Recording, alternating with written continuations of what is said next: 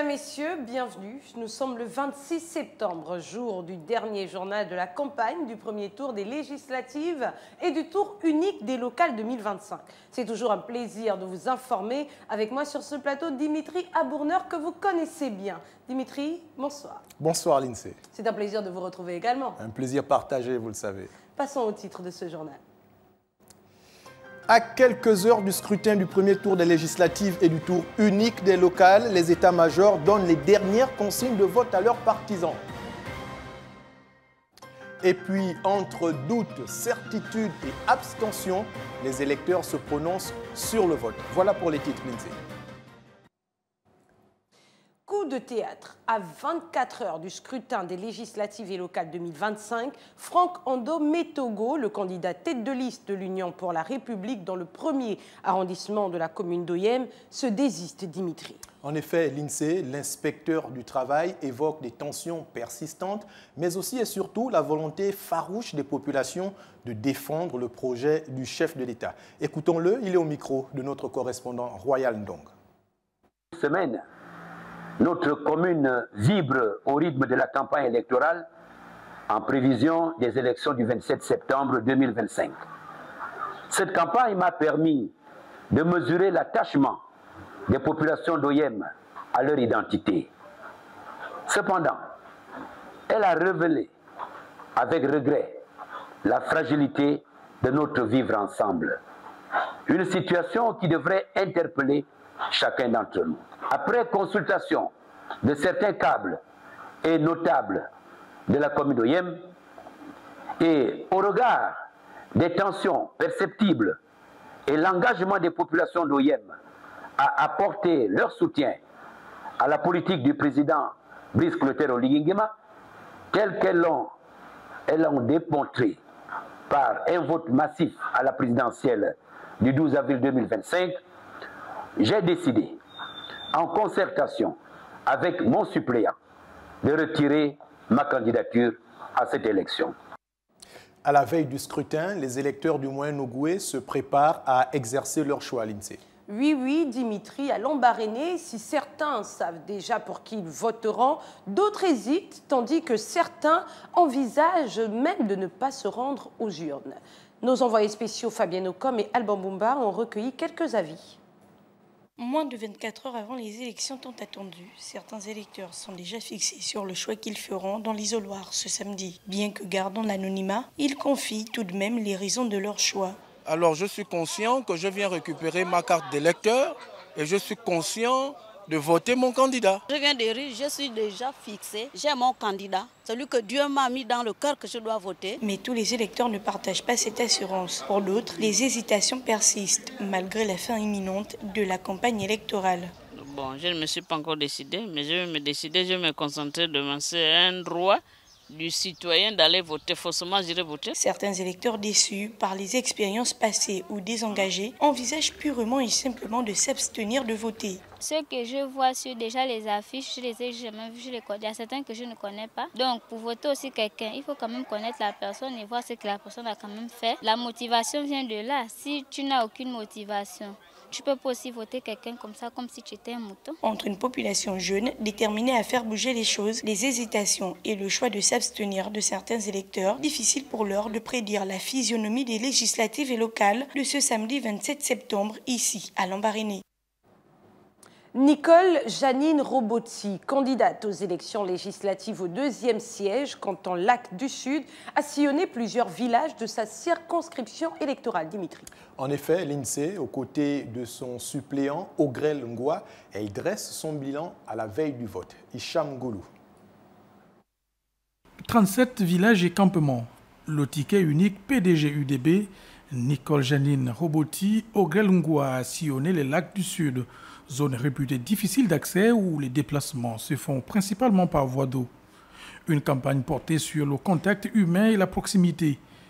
Le but étant d'expliquer son projet et ses ambitions, même là où il n'y avait aucune, 2 ou 3 personnes. Nous avons ici, dans les lacs du Sud, des populations qui vivent dans les villages et même certaines dans les campements. Donc nous voulons ici dans les lacs du Sud développer une certaine unité des enfants des lacs du Sud pour qu'il y ait plus de solidarité et de cohésion. Parce que quand nous vivons dans des endroits aussi difficiles, nous n'avons pas d'autres intérêts que d'être unis. Au-delà des partis politiques, nous pensons que les lacs du Sud doivent connaître un certain développement. Durant ces étapes, le duo a mené un travail de pédagogie citoyenne, rappelant aux populations le rôle d'un député, le fonctionnement de l'Assemblée nationale, la Maison du peuple, ainsi que la marge de manœuvre de leurs représentants.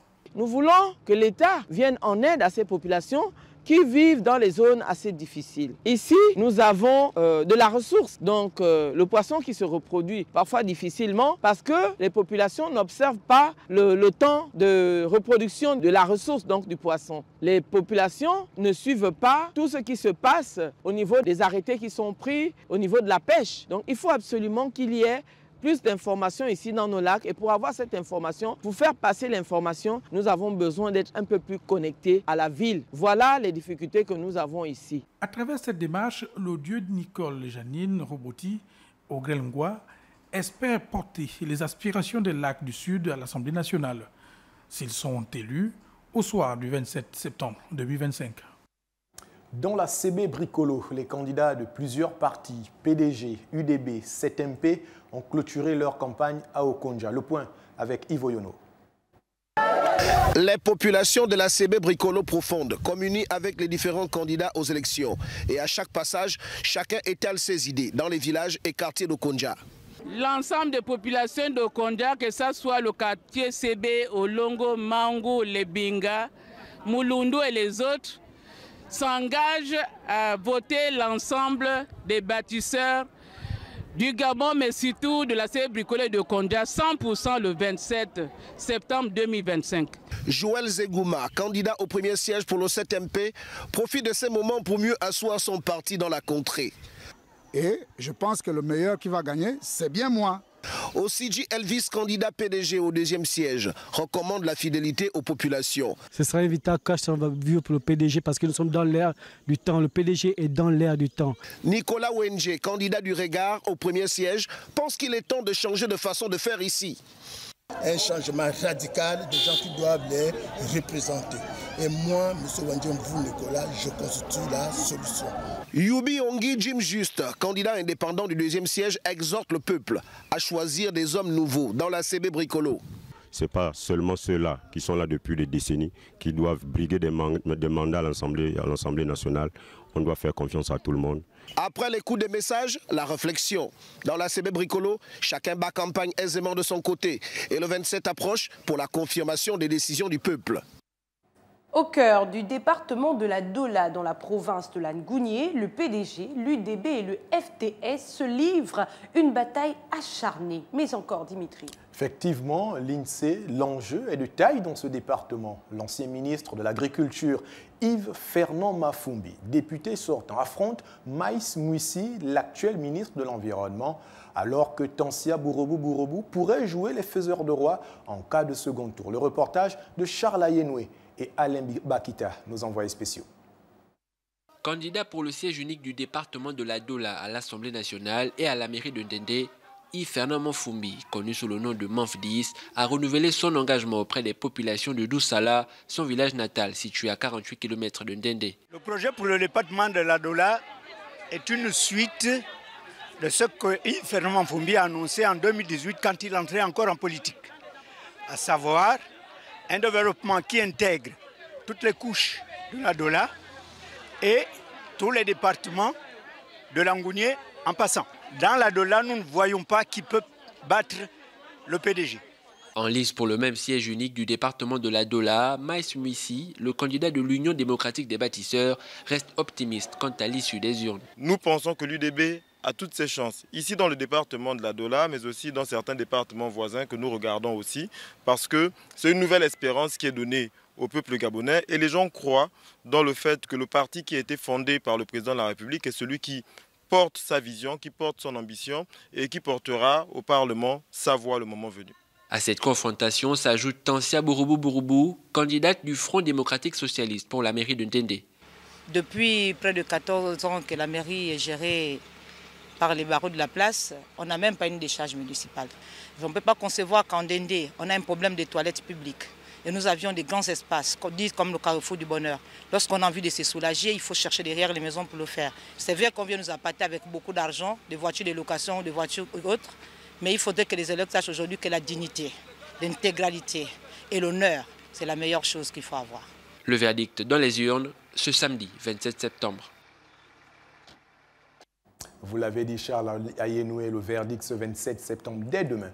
Dans l'Ogooué-Lolo, au département de Mulundu et dans la Lolo-Bouengidi, les candidats multiplient les échanges de proximité avec les populations pour faire connaître leurs projets de société. Retrouvons Cyril Ngaleko et Bertin Osaga.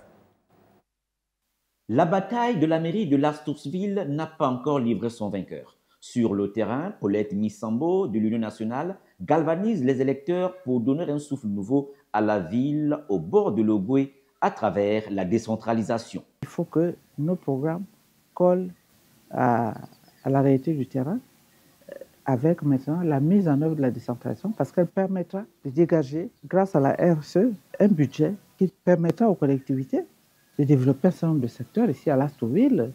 D'un autre côté, les jeunes de l'Union démocratique des bâtisseurs souhaiteraient mettre l'accent sur le capital humain pour répondre aux besoins primaires des administrés. À la tête de cette mairie, nous allons, dans un premier temps, refaire les voiries de Lastoursville. Ensuite aussi, l'urbanisme, parce qu'au niveau de Lastoursville, il n'y a presque pas de terrain régularisé. Dans un autre département de l'Ogooué-Lolo, le Parti démocratique gabonais au département de la Lombo-Bouengidi, canton Basse-Lombo, voudrait quant à lui améliorer l'existant. Les routes sont en très mauvais état. Ce genre de choses doit finir. L'Ogooué-Lolo doit aussi bénéficier, au même titre que les autres provinces, des atouts de notre pays. Dans cet exercice, seuls les lendemains du 27 septembre nous donneront des éclaircissements.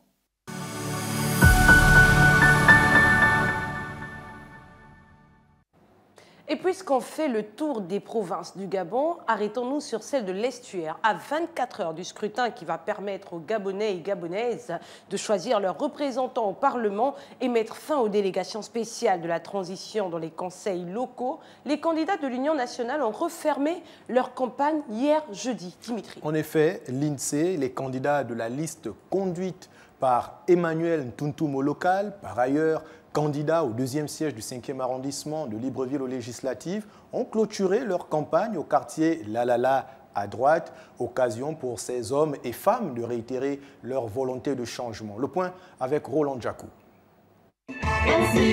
Après avoir sillonné les recoins des quartiers du 5e arrondissement de Libreville, c'est à Lalala à droite que les candidats de la liste UN ont choisi de mettre fin à leur campagne.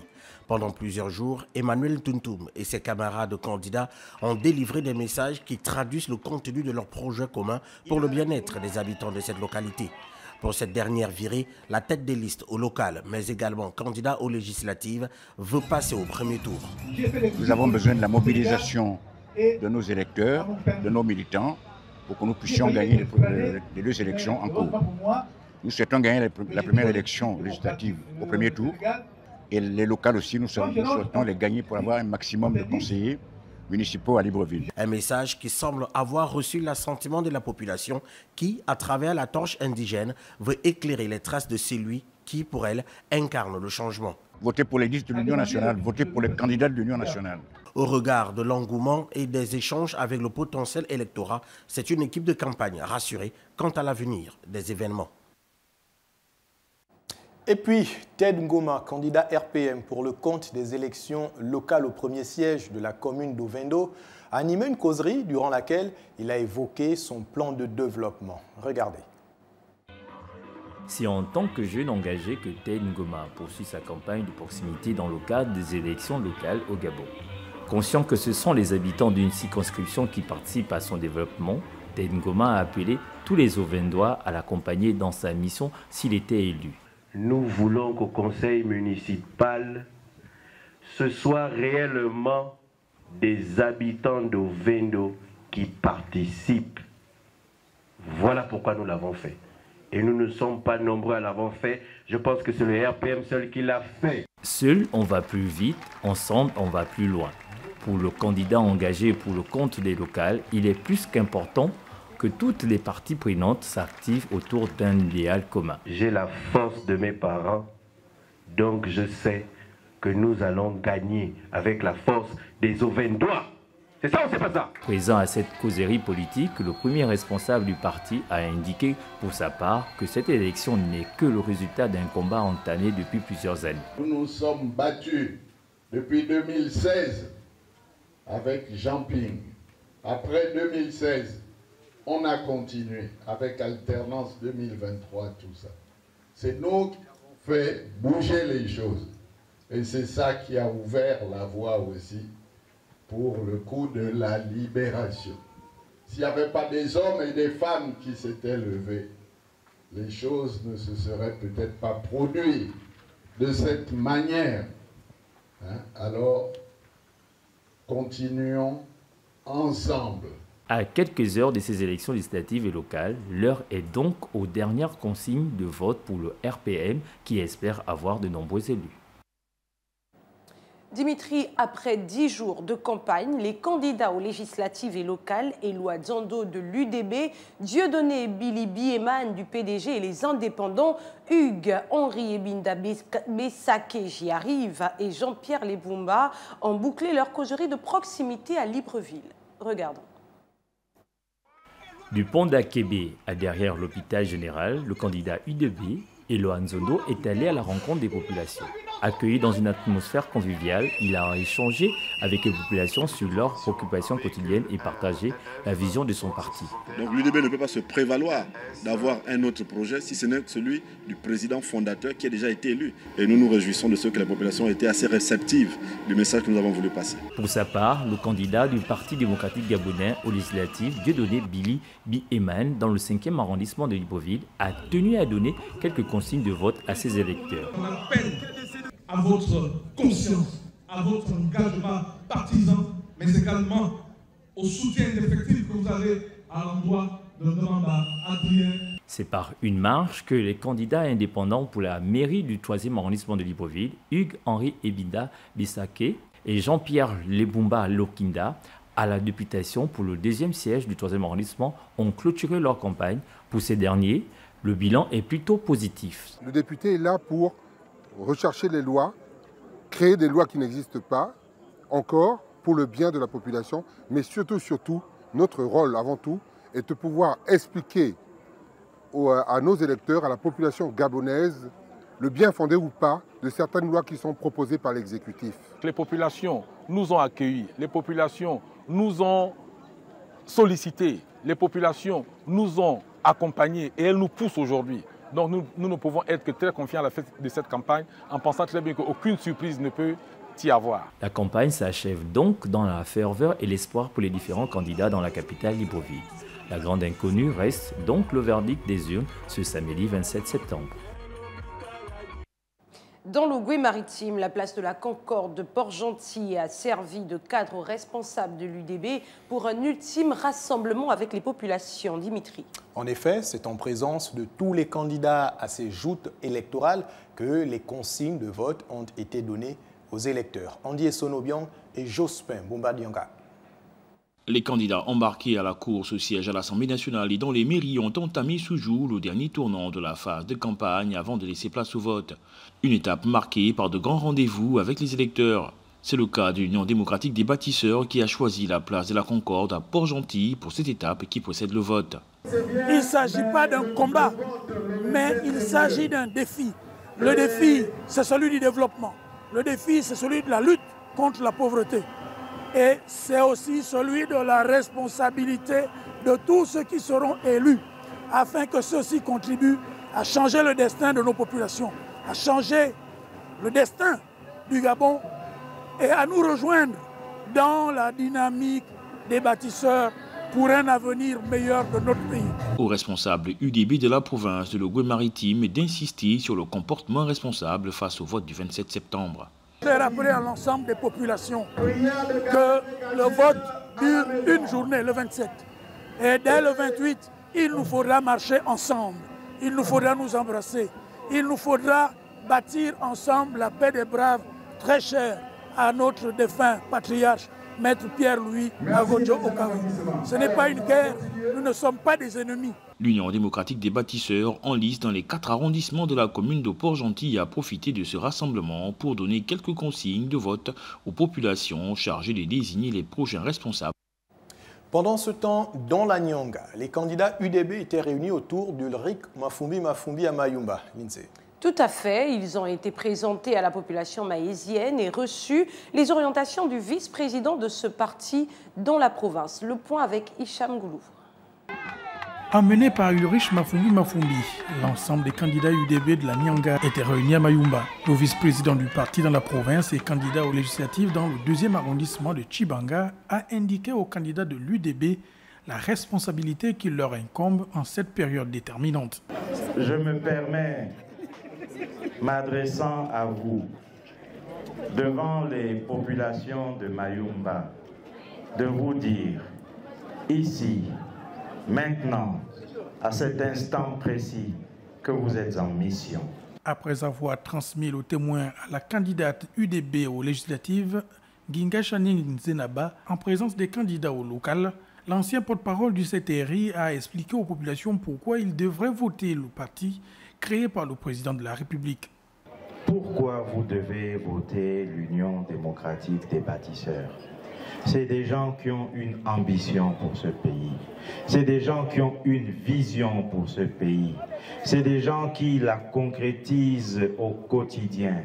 C'est des gens qui veulent construire ce pays. La rencontre a été agrémentée par la manifestation des symboles culturels du territoire.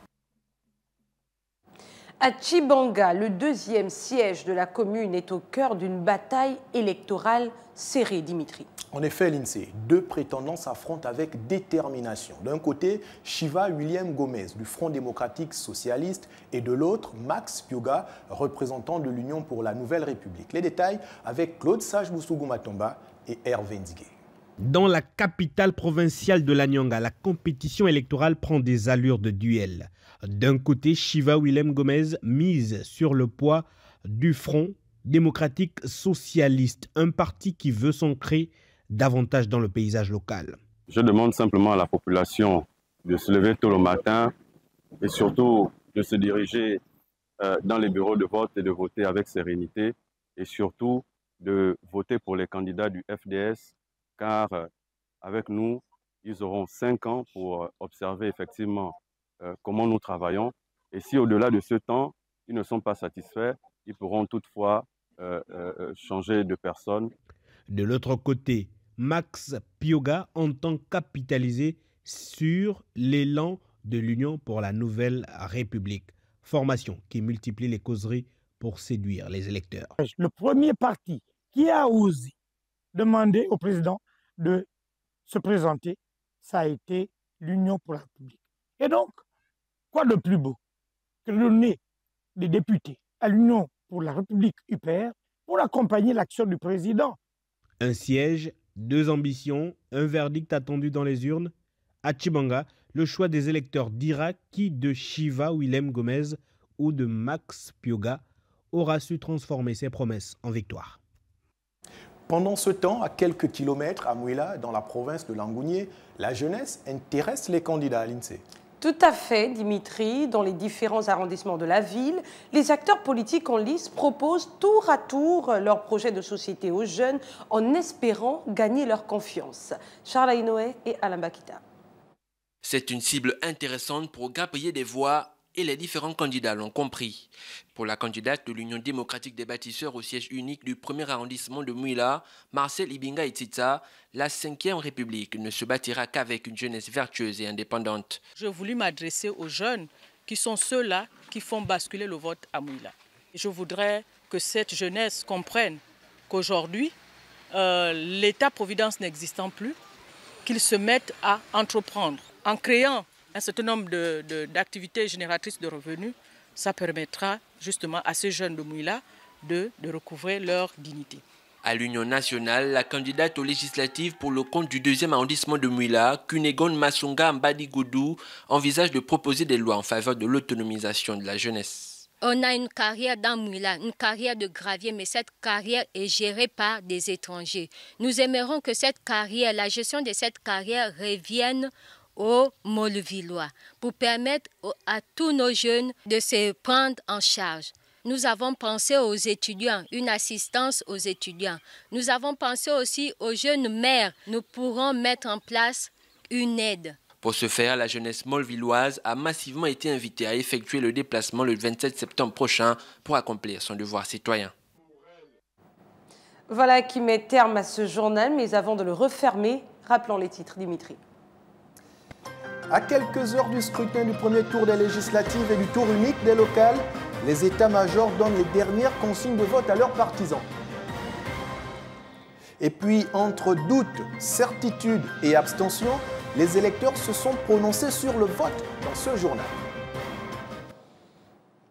C'est la fin de ce dernier journal de la campagne du premier tour des législatives et du tour unique des locales 2025. On se dit à bientôt. À bientôt, Dimitri. À très vite, Lindsay.